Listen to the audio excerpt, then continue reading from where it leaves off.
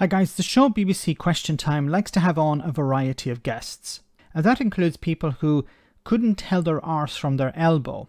Case in point, Claire Fox, member of the House of Lords. Now the topic of discussion was fracking as a solution to the current energy crisis.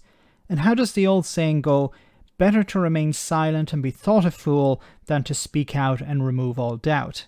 Well, Claire Fox doesn't want anyone in any doubt about her extensive knowledge of how fracking will help the economy. Have a listen to this. I'm suggesting that there has been a drive to say we use less energy. I'm suggesting that if you want economic renewal, jobs, prosperity, we have to use more energy. What? No, we don't have to use more energy. It can be a consequence. If the economy is growing, we will probably use more energy. But shouldn't we be working towards energy efficiency? Shouldn't we be trying to use less energy, developing new efficient technology, appliances, equipment, whatever? Yes, if the economy grows, we're naturally going to use more energy. But shouldn't we be thriving to reduce our energy consumption? And at the moment, we're facing an energy crisis. And closing down any form of new energy. What do you mean new energy? Are you talking about new technologies? New energy. It's not. Fracking is not a new technology. It's not a new source of producing energy. Now, fracking is hugely problematic. Now, let's park for a moment the environmental impact, which is extremely important. The environmental impact, that being consuming millions of litres of water to be pumped into the ground. It's contaminating groundwater. There's videos online of people, taking it to... There's a wonderful video that went viral of a farmer taking a container of water to one of these committee meetings where there were executives who work for these companies, and he asked them to drink the water and they refused to do it. But also there's the issue of earthquakes, for example. So there are a lot of problems, but let's park the environmental problems for a moment and look at the economic consequences of fracking. Even if the government were to issue licenses today, and they're not going to issue them today, it's going to be months probably before they start issuing licenses. But even if they issue licenses today, it's going to take years for these plants to be up and running.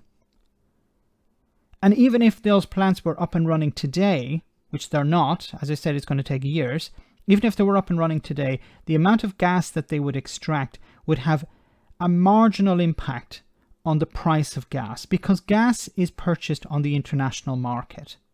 There isn't a shortage of gas, it's an issue of price. Not exploiting it, which is what fracking would do, is foolhardy and short-term. Okay. And I think that we shouldn't scaremonger or play NIMBYist games. I think we all have to say that every single possible energy source that can make energy cheap and affordable moving forward is in young people's best interest. But it's not cheap and affordable. It's extremely expensive. Shouldn't we be moving towards renewable energy, the cheapest form of energy, wind?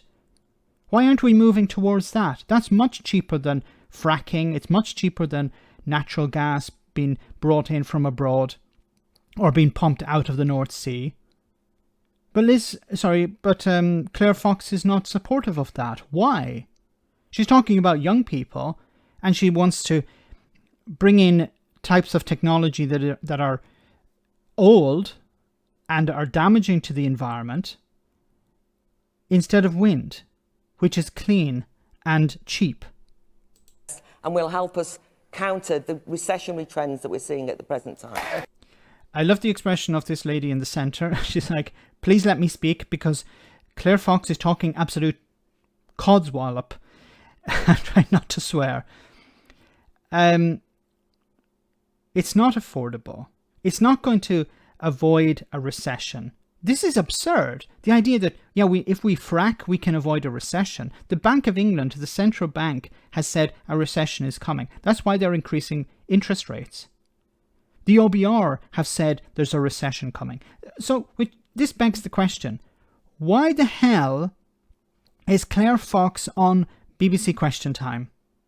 What value is she adding to this discussion? What, if I was Claire Fox, I would have said, okay, I would have thought in my mind, okay, I'm not going to actually respond to this because I know nothing about fracking. I know nothing about the economy.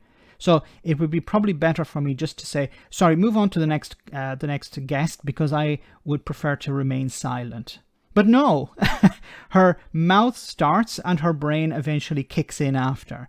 And unfortunately tonight, I think there's been a bad connection between the mouth and the brain. Let me know in the comment section, guys, what you think about all of this. As always, your comments are greatly appreciated. Thanks a lot.